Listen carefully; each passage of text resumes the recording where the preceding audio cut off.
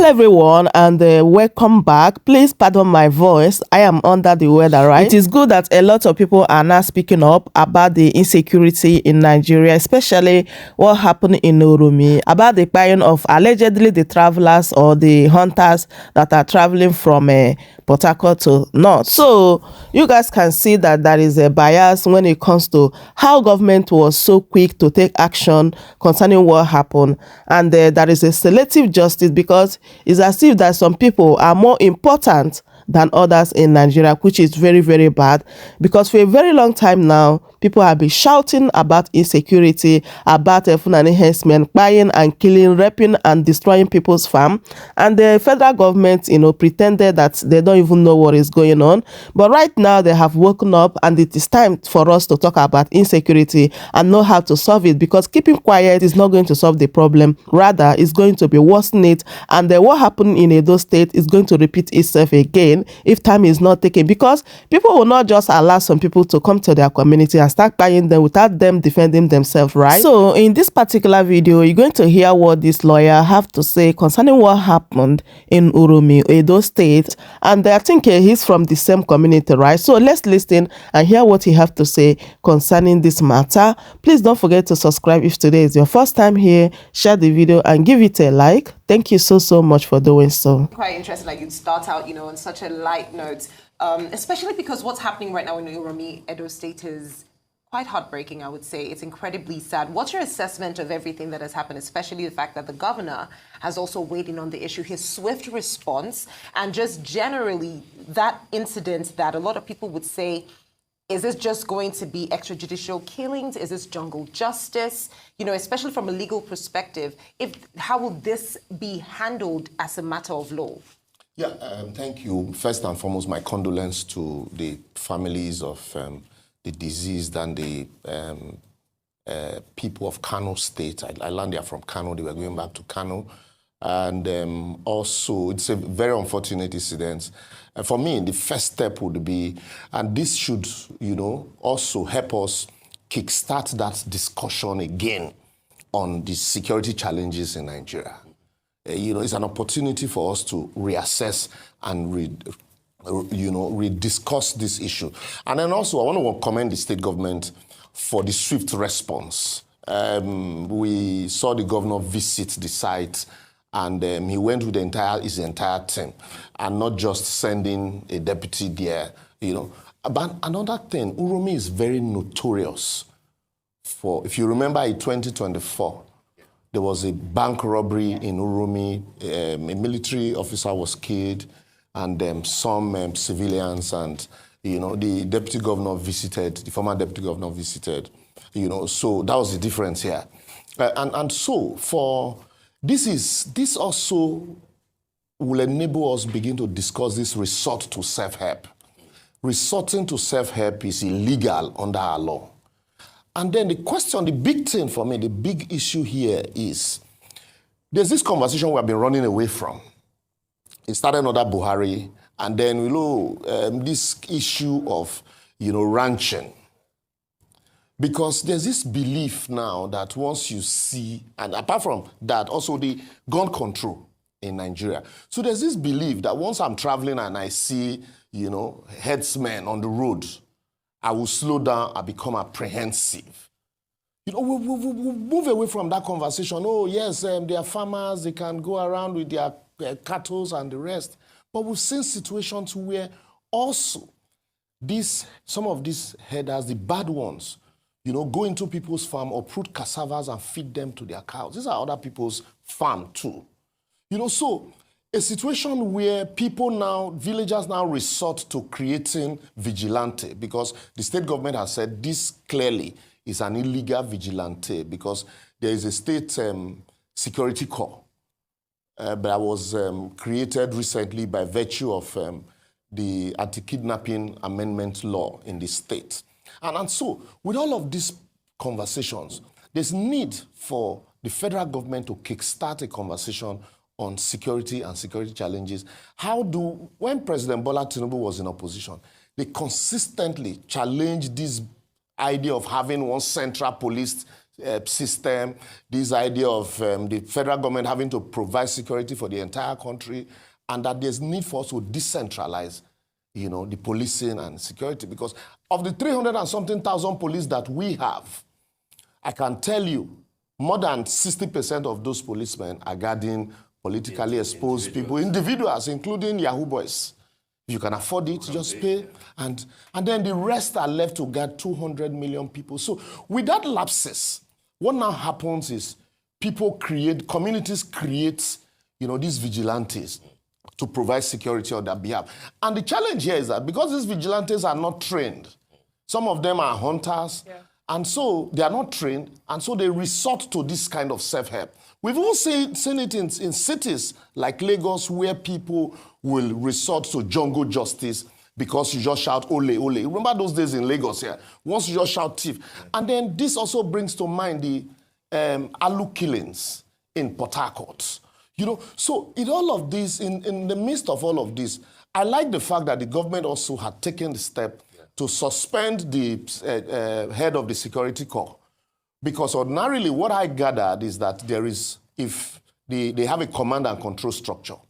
So issues like this, if they are the state government vigilante, there ought to be a command, a sector commander, and then an area commander, just like the police. So if issues like this, if they escalate, you report the matter to the sector commander, who eventually will, escalate it to the state level. That's part of what I was going to ask you.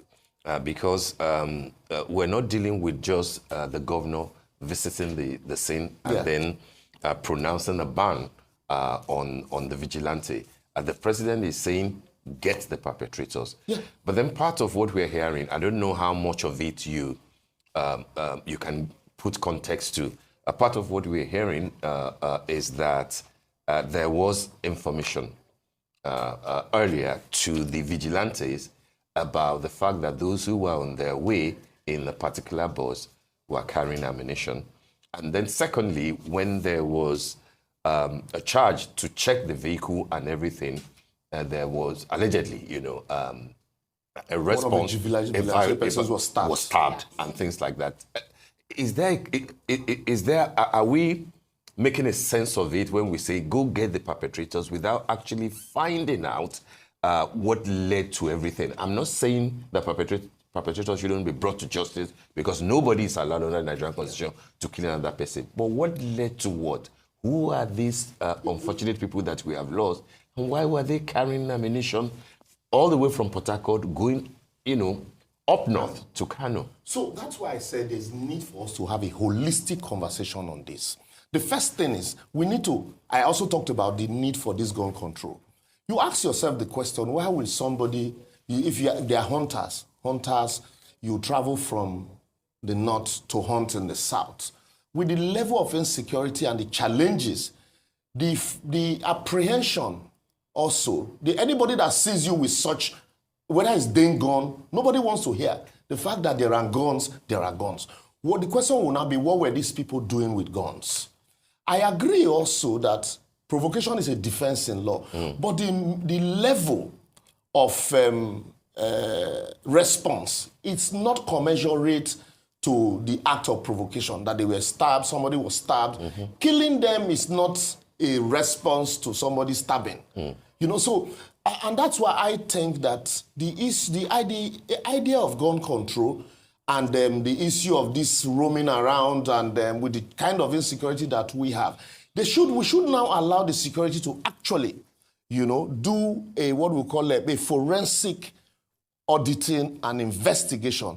The idea of trying to play politics, because I have also listened to, the other side playing politics with it, giving ultimatum, and that's not how to handle security situation. That's not how to handle security challenges. Some people also are angry that 14 persons have been arrested, that when Deborah was killed in Sokoto, that till date, nobody was arrested and there was no response. So that issue of Deborah also, he's a human being. Whether it's 1, whether it's 10, we should all condemn it. So it is with this kind of scenario that I would expect, and I will advise the government, not just say go after the perpetrators, also find out What is leading? Because it has happened in Uromi today. What's the guarantee that tomorrow there are no other persons also traveling from Oshogbo to wherever with guns and ammunition in trucks, under questionable circumstances? Unfortunately, the people are not here today to answer to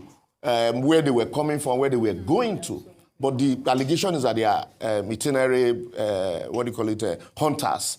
But traveling from Kano to come hunt in Port Harcourt, Port Harcourt also is a question we should ask. Port Harcourt also is a riverine community. It's fishing that we know River State for, and not hunting.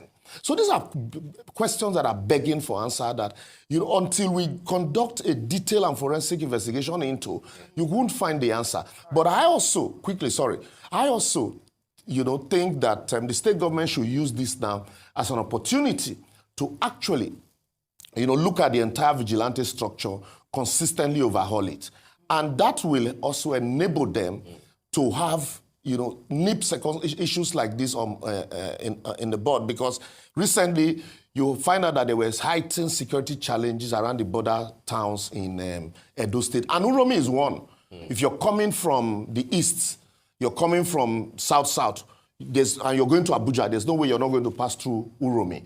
And with the kind of security challenges that they've been having in Uromi, certainly people from Uromi are not going to just fold their hands and allow anything to happen. Yeah. So all of these are the issues we'll wait to see how the federal government will deal with it. But I also want the federal government to collaborate with the state government on this to ensure that, future vigilantes are trained. And let's also have a situation where this issue of policing, community policing, and this idea of having one police that reports to no governor, we should be dealing with it also. All right, Liberal Shoma, my heart goes out to you because you are from Edo State, and that area. My village is about 20 minutes from Uromi. Yeah, sorry about... Yes, Anagbete. Yes. Okay. All right, and also my heart goes out to 24 victims and the people that have suffered this sort of, tragic incident. And, it brings me to my question about resorting to self-help and the reason why, these people, there is even a vigilante group in Uromi in that area. I believe that the governor has also suspended the commander of the Edo State Security Corps, Friday Ibadan, and I think that is a step that he has taken at this moment. The issue about small arms, I want to know the legality of those. What sort of arms can we carry as Nigerians roaming around at this moment? And should the federal government declare a state of emergency on security in Edo State right now? Not just Edo. Look, we're discussing Edo now. You can't travel. I used to go to Owerri a lot, but now I can no longer travel to Owerri, even flying to Owerri. I can't go. I don't speak Igbo. I love the place. It used to be very quiet. But since the death of Gulak on that airport road... It used to be bubbly too. Exactly, it used to be bubbly. But go to Owerri now, the hotels are dry. Even people from that state cannot go to their villages. And from recently, I went to, sometimes some years back, I used to love traveling from Kano to Kazaure to Daura, then Katsina. But today, recently, just last week, there were kidnappings and killings on that road. So it is everywhere in Nigeria. So it is not just Edo State. Let's declare a state of emergency on security generally in Nigeria, and then sit down, have a holistic conversation about it. And then the issue of light arms. Yes. Legally, it is police that are empowered to license, owners of light arms. But with the proliferation of arms, and then in some cases, you see headsmen carrying AK-47, and they tell you because people are attacking their cows. So let's also look at this idea of ranching. It's a business. You can't use your business to spoil mine. You're using your cattle to, move through people's farm. And some of them also have accused the village community leaders that anywhere you see them stay beyond 1 month, they settle community leaders. So this is where the state government also now begins to question some of these community leaders. And before, we were traveling to the village, you travel between that Benin-Auchi road, you can travel at any time. But now, for the past 15, 20 years, 15 years to this time has been terrible. Very, very terrible. That if there are no military and the police on that road, you dare not travel. That is so bad that police will tell you, please, don't enter that road before 9.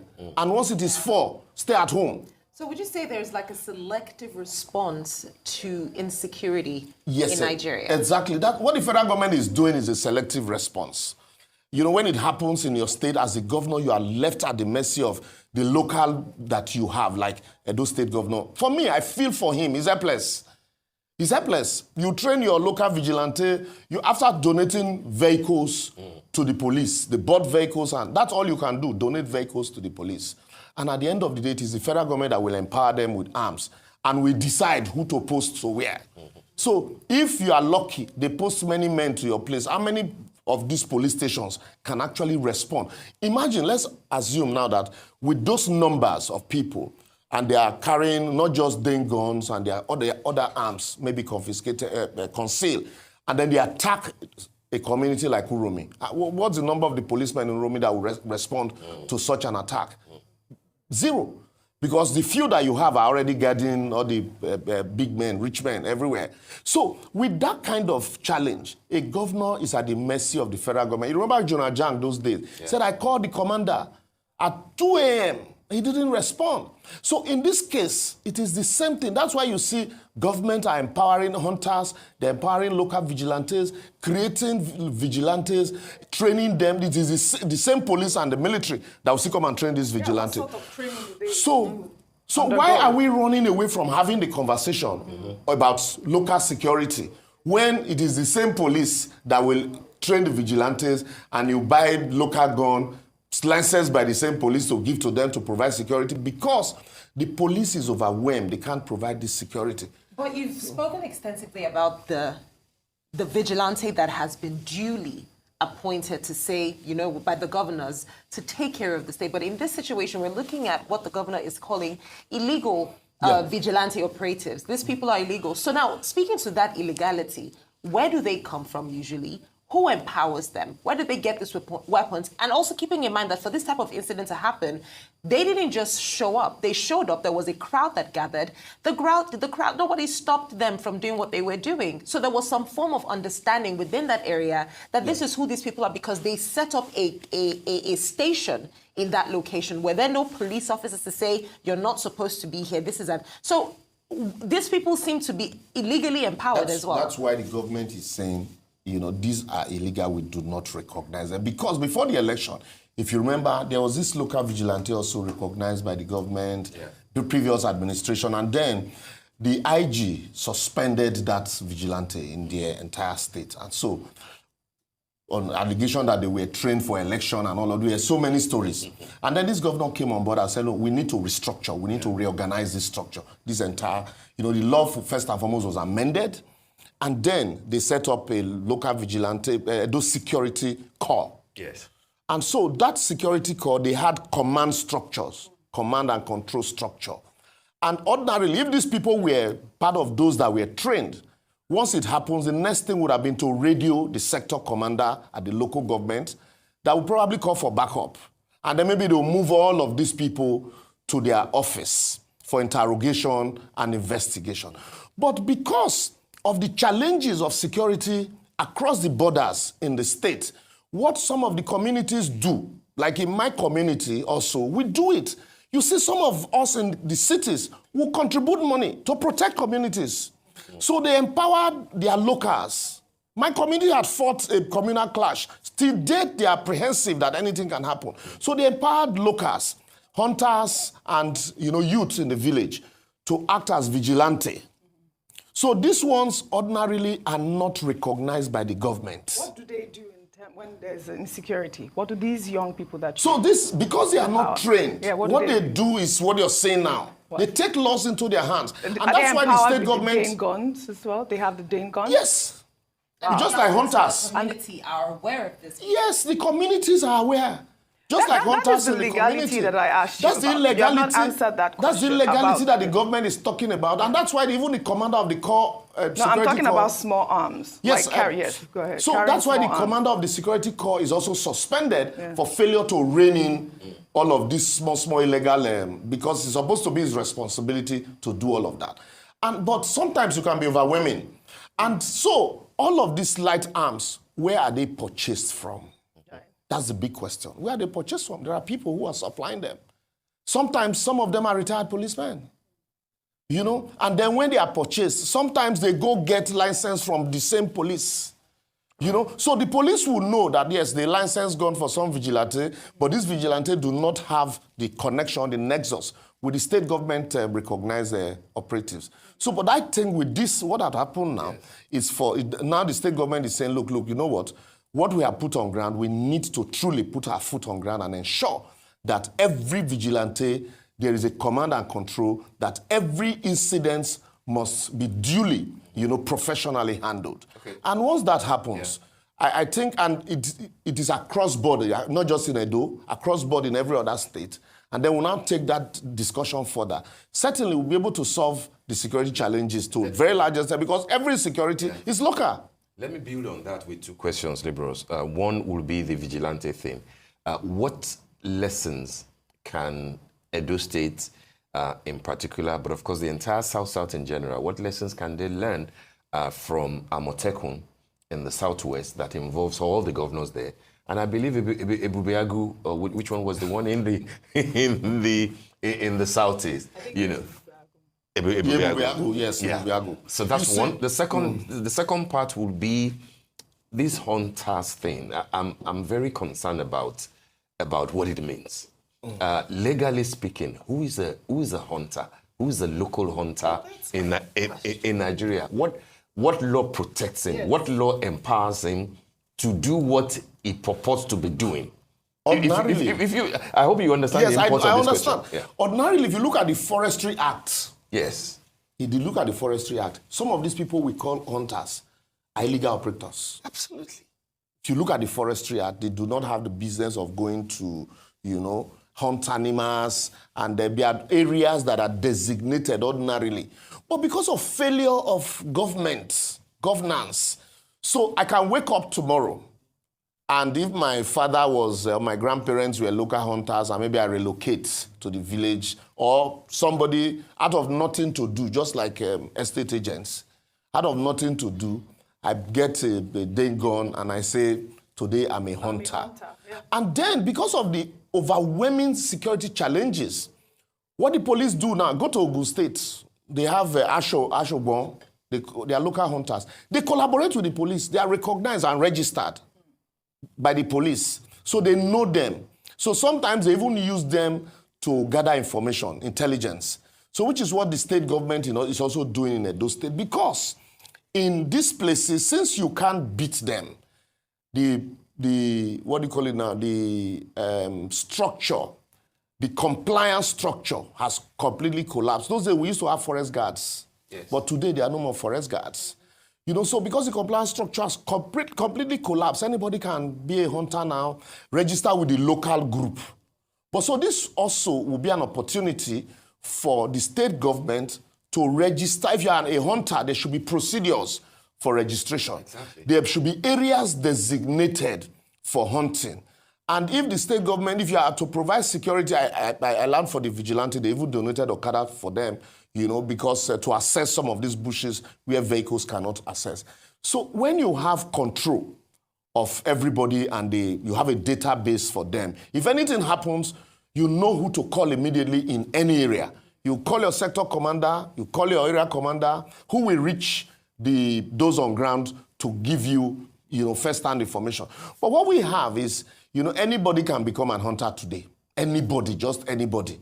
Provided you are registered. Some of them are not even hunters, but because of lack of nothing to do. Exactly. So they are, they are accepted in the community as, okay, yes, his parents were hunters, or he has the physique. He can provide, security. Some of them are youths. They call them, if you go to Warri, youth leadership. Not just Warri, in every state. All these people you call up Monila here, they are youth leaders. In Warri, they call Deve. So in some of these communities, these youth leaders also act as this local vigilante. So it's a truly total collapse of security, and not the state government alone cannot handle it. But I also, like I've consistently said, that this will also be an opportunity for the state governor, while visiting this scene, some of these military personnel that are at station at some of these, on the road, at the base, they need also not just address their commander, also visit them, boost their morale by, relating with them. That will go a long way also in creating that synergy that is needed. But as for the hunters, there's nothing we can do now. It is to find a way to register them and ensure that, the ones that are operating, operate within the guidelines. Otherwise, you continue to have issues like this. Now, let's look at this from the Maslow's hierarchy of needs. What do people need? Looking at this officials now. We've spoken extensively about how, the government can put people in place, ensure that they are properly, duly registered. But the thing is, they are security operatives at the end of the day. But what is their priority at this time?